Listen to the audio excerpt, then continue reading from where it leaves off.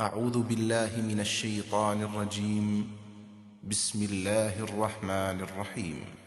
وما خلقنا السماوات والأرض وما بينهما إلا بالحق وإن الساعة لآتية فاصفح الصفح الجميل إن ربك هو الخلاق العليم ولقد آتيناك 7 من المثاني والقرآن العظيم لا تمدن عينيك إلى ما متعنا به أزواجا منهم ولا تحزن عليهم واخفض جناحك للمؤمنين وقل إني أنا النذير المبين كما أنزلنا على المقتسمين الذين جعلوا القرآن عضين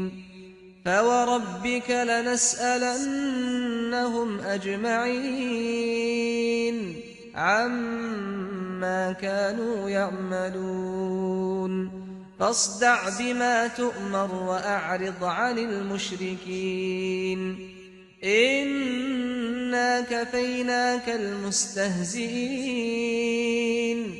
الذين يجعلون مع الله إلها آخر فسوف يعلمون ولقد نعلم أنك يضيق صدرك بما يقولون فسبح بحمد ربك وكن من الساجدين واعبد ربك حتى يأتيك اليقين۔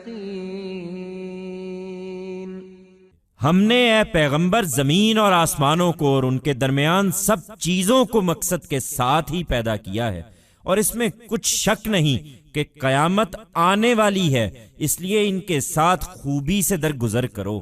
یقیناً تمہارا پروردگار ہی بڑا خلاق اور بڑے علم والا ہے۔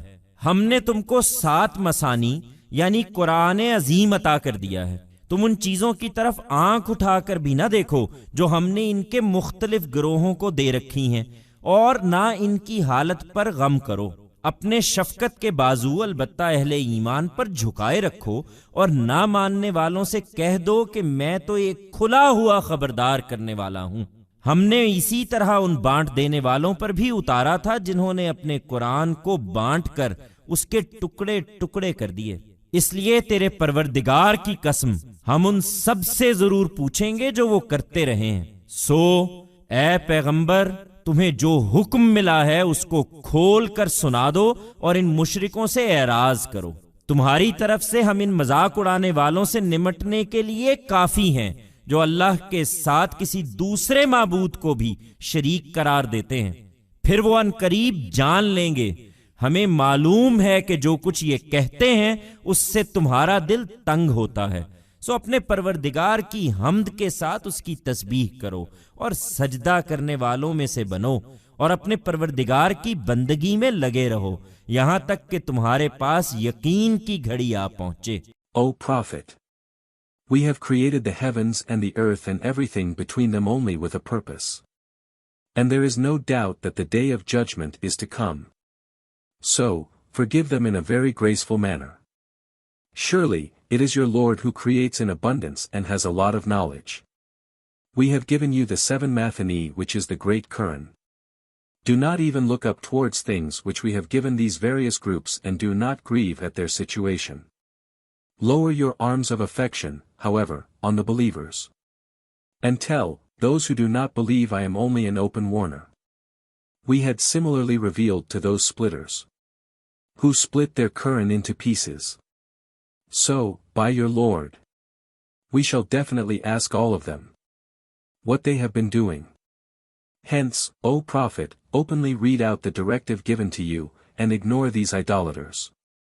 We, on your behalf, are sufficient to deal with these people who make fun, who associate another deity as well with God. Then they shall soon come to know. We know that your heart becomes tense on whatever they say. So, glorify your Lord while praising him and be among those who prostrate. And keep worshipping your Lord until the moment of certainty comes to you.